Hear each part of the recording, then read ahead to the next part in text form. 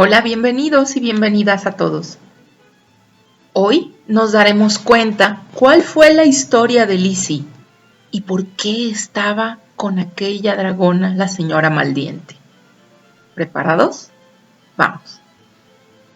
En el que la princesa de China cuenta su historia y Jim se enfada con ella. Ocurrió durante unas vacaciones de verano. Así empezó Lizzie su historia. Yo había ido, como cada año, a la playa.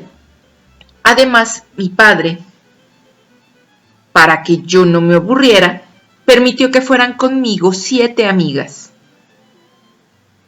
Para vigilarnos nos acompañaban 3 damas de la corte. Vivíamos en un pequeño y hermoso palacio de porcelana azul cielo y justo delante de la puerta estaba la playa, hasta la que llegaban las olas del mar. Las damas de la corte nos repetían cada día que jugáramos cerca del castillo, que no nos alejáramos. Al principio obedecí y permanecí siempre en las cercanías. Pero como las damas, a pesar de que todas nos portábamos bien, nos repetían cada día lo mismo, se despertó en mí el espíritu de contradicción, porque desgraciadamente tengo un espíritu de contradicción terrible. Un día salí y me fui a pasear por mi cuenta por la orilla del mar. Al cabo de un rato, me di cuenta de que las damas de la corte y mis amigas me empezaban a buscar.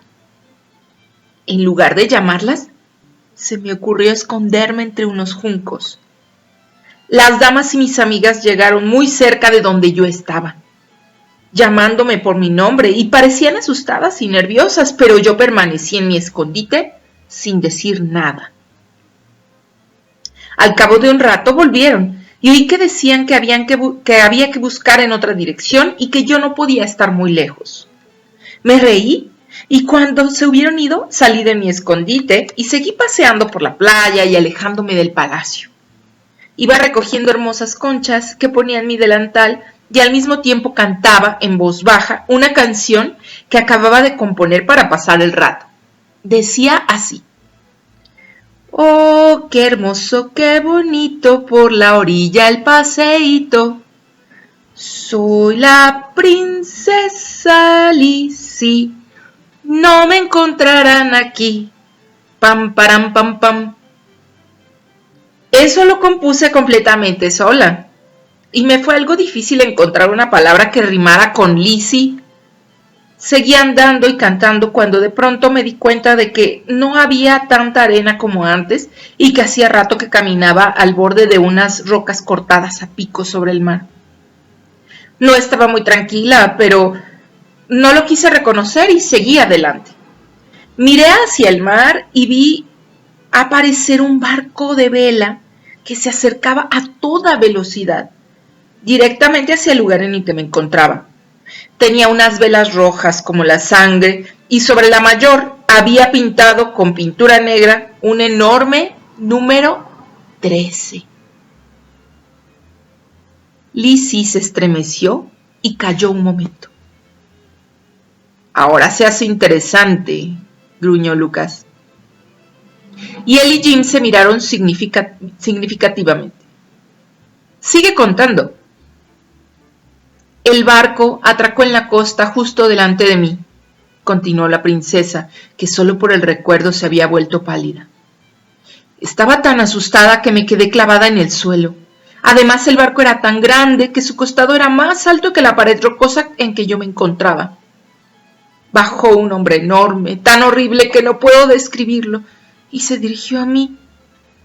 Se tocaba con un extraño sombrero con calavera y 2 huesos pintados sobre él. Llevaba una chaqueta de colores, calzones y botas altas. De su cinturón colgaban puñales, cuchillos y pistolas. Debajo de la nariz, en forma de gancho, ostentaba un bigote negro tan largo que le colgaba hasta el cinturón. Llevaba también pendientes de oro y sus ojos eran pequeños y estaban tan juntos que parecía visco. Cuando me vio dijo: ¡ah, una niña! Esto es una presa magnífica. Su voz era ronca y profunda, Cuando quise huir me agarró por las trenzas y rió. Entonces pude ver sus dientes grandes y amarillos como los de un caballo.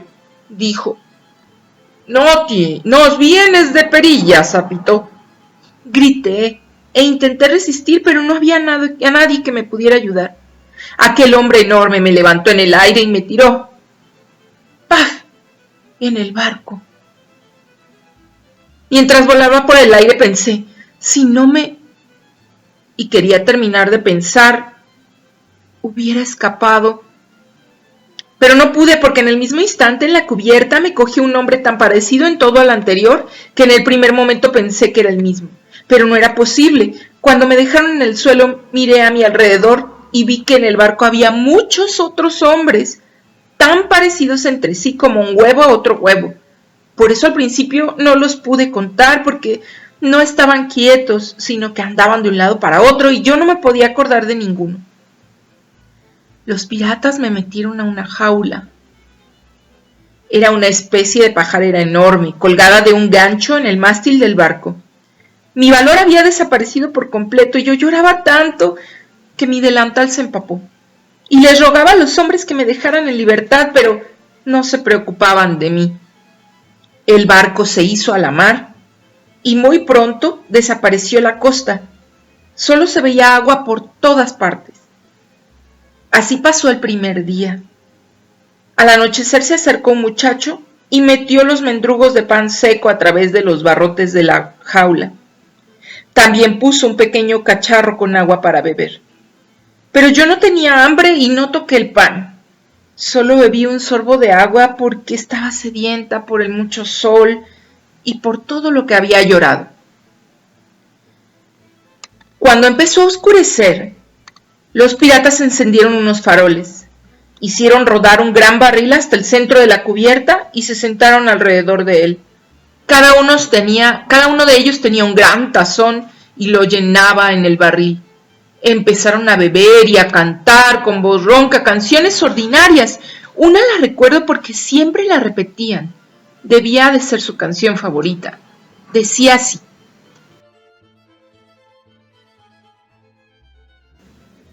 «13 hombres sentados en un ataúd, jo, jo, jo, con un barril de ron. Bebieron 3 días vino a su salud, jo, jo, jo, con un barril de ron. Amaban el oro, el vino y el mar, jo, jo, jo, con un barril de ron.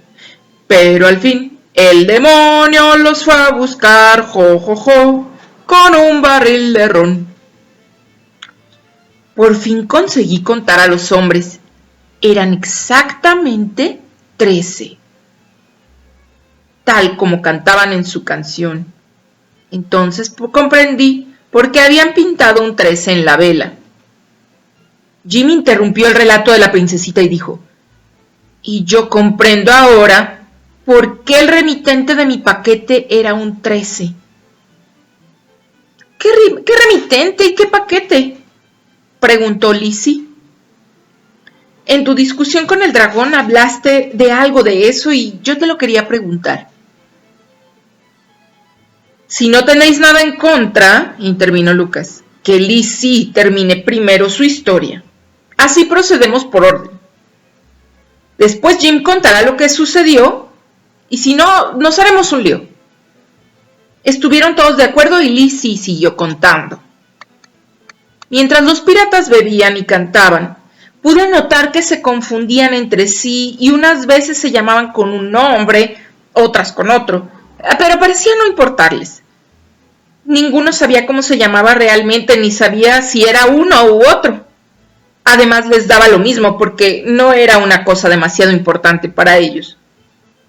Al único que reconocían enseguida era su capitán para diferenciarse de los demás, llevaba una estrella roja en el sombrero.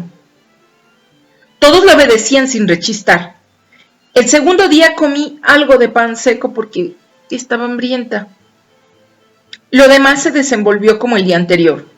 Cuando se hizo de noche y los piratas se sentaron alrededor del barril de ron, oí que el capitán les decía: «Escuchad, compañeros. Mañana a medianoche nos volveremos a encontrar con el dragón en el sitio de costumbre. Esta vez se pondrá a la mar de contento. Miró hacia arriba, hacia mí, y sonrió. ¡Qué bien, capitán! Oí que decía uno. Eso quiere decir que tendremos más ron. Ya era hora porque el barril está casi vacío. Está claro que estas palabras tenían algo que ver conmigo, pero yo no sabía qué. Os podéis imaginar cómo me sentía. La noche siguiente sopló un viento cortante que empujaba las nubes por delante de la luna llena, de modo que a veces era claro y a veces era oscuro. En mi jaula el frío era horrible. Hacia medianoche vi por un momento algo que brillaba en la oscuridad, en el lugar hacia donde se dirigía nuestro barco. Cuando nos acercamos y la luna nos volvió a iluminar durante unos minutos, pude ver que eran como dos peñas de hielo brillante, desnudas y escarpadas, que surgían del mar. Y en una de ellas esperaba un gigantesco dragón. Su negro perfil se recortaba claramente sobre el cielo tormentoso. Resopló cuando el barco pirata ancló junto a él, lanzando una centella verde y una violeta por cada una de las ventanas de su nariz. ¿Tenéis algo para mí, muchachos? Ya lo creo, le gritó el capitán. Esta vez se trata de una muchachita preciosa. ¿Sí? Siseó el dragón y sonrió malicioso. ¿Qué es lo que queréis en cambio, bribones? Lo mismo de siempre, contestó el capitán. Un barril de ron legítimo de Cumberland. Marca Gaznate de Dragón. El único ron del mundo, lo bastante fuerte para mí, mis amigos. Cuando tú quieras nos iremos. Estuvieron un rato discutiendo y por fin el dragón entregó el barril de ron sobre el que había estado sentado, y a cambio recibió de los piratas la jaula en que me hallaba yo. Se despidieron después de haberse puesto de acuerdo para el siguiente encuentro. Todavía se pudo oír durante un rato, en medio del silbido del viento, la canción de los 13. Luego, el barco desapareció. El dragón cogió la jaula y la levantó en alto para contemplarme detenida y minuciosamente. Por fin dijo: Bien, pequeña. Se han terminado para siempre las muñecas, la pereza, los paseos, las vacaciones y todas esas tonterías. Es hora de que empieces a conocer las verdades de la vida. Envolvió mi jaula en una tela gruesa que no dejaba pasar la luz, de modo que me quedé en una oscuridad completa. No veía nada y casi no oía lo que pasaba en el exterior. Al principio parecía que no sucedía nada. Yo esperaba y me preguntaba si el dragón me habría dejado sola. Pero entonces, ¿para qué me habría cambiado por un barril de ron? No sé cuánto tiempo duró mi espera porque me dormí. Quizá os parezca raro que encontrándome en una situación tan angustiosa me durmiera, pero tenéis que pensar que desde el momento en que los piratas me raptaron, no había cerrado los ojos por el miedo y también por el viento y el frío. Debajo de aquel trapo todo estaba oscuro y hacía calor. Por eso me dormí. De pronto desperté. Oía un ruido ensordecedor. No os podéis imaginar lo que era aquella vibración, aquel estruendo, aquel jaleo. Además, empezaron a sacudir mi jaula, llevándola de arriba abajo hasta que mi estómago se sintió como si estuviera en una montaña rusa. Esto duró una media hora y terminó de repente. Durante un rato, todo permaneció en silencio. Luego noté que volvían a dejar mi jaula en el suelo. Quitaron el trapo y cuando miré alrededor, no hace falta que os cuente, porque todos habéis conocido la casa de la señora Maldiente. Lo único que me consolaba era no estar sola en mi desgracia, puesto que había otros niños en las mismas condiciones en que estaba yo. Bueno, ahora no hay mucho más que contar. La vida que empezó entonces era terriblemente monótona y triste. Nos sentábamos cada día, desde la mañana hasta la noche, en los bancos, y atados allí teníamos que leer, escribir, hacer cuentas y aprender otras cosas. Yo salía bastante bien librada porque ya sabía leer, escribir y hacer cuentas, como todos los niños chinos de mi edad. Pero mis compañeros lo tenían que aprender casi todo y el dragón los martirizaba muy complacido. Cuando no estaba de buen humor, y esto ocurría casi siempre, daba lo mismo que hiciéramos faltas o no, porque igualmente nos chillaba y nos golpeaba. Cuando se hacía de noche, el dragón soltaba las cadenas de los bancos y nos llevaba a empujones al dormitorio. Casi nunca nos daban de cenar porque la señora maldiente encontraba cada día motivos para mandarnos, como castigo, a la cama sin cenar. No podíamos hablar entre nosotros, ni siquiera en voz baja. Estaba terminantemente prohibido. El dragón se sentaba cada noche junto a la puerta hasta que estaba seguro de que estábamos dormidos. Pero una noche conseguí engañarle. En cuanto se hubo ido, me levanté. Mi cama estaba junto a la pared de la fachada. Me subí a la cabecera y miré por el agujero de la roca. Vi que era demasiado alto, pero descubrí el río que pasaba por debajo. Medité qué podía hacer.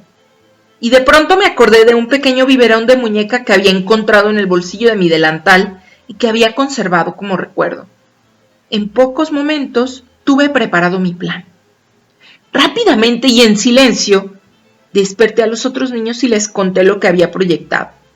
Uno de ellos tenía un pedazo de lápiz y otro un recorte de papel limpio. Escribí la carta. Puse la tarjetita en el biberón, lo cerré con un poquito de cera que encontré por allí y uno de los chicos, que tenía mucha puntería, se subió a mi cama y por el agujero de la pared echó al río la botellita con el mensaje. Desde entonces vivimos en la esperanza de que un hombre bueno encontrara algún día la botella y se la llevara a mi padre. Así esperamos día tras día hasta que llegasteis vosotros y nos liberasteis. Y aquí estamos. Así terminó su relato la princesita. Luego los demás niños, según les tocaba, fueron contando su historia. Había, por ejemplo, 5 chiquillos morenos con turbante que habían sido raptados una tarde mientras se bañaban con sus elefantes en el río. El pequeño Piel Roja, en cambio, se había alejado demasiado cuando pescaban en el mar con su canoa. El esquimal estaba en un iceberg en el que se dirigía al Polo Norte para visitar a una tía abuela. Otros niños viajaban en transatlánticos que habían sido asaltados por los piratas en alta mar. Todo el dinero, las joyas, los objetos de valor y los niños se los quedaron los piratas en su barco y luego hundieron con los pasajeros el transatlántico desvalijado. Esos 13 eran ciertamente unos desalmados y unos bárbaros. Las aventuras de los niños eran muy distintas unas de otras, pero en cuanto llegaban a las peñas heladas, a todos les sucedía lo mismo que a la princesa Lizzie.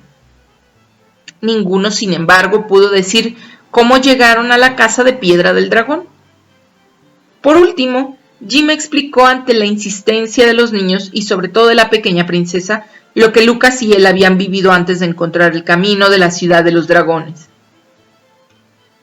Pero he aprendido muy bien una cosa, dijo terminando su historia y todavía muy preocupado por la escuela que había visto en Cumberland.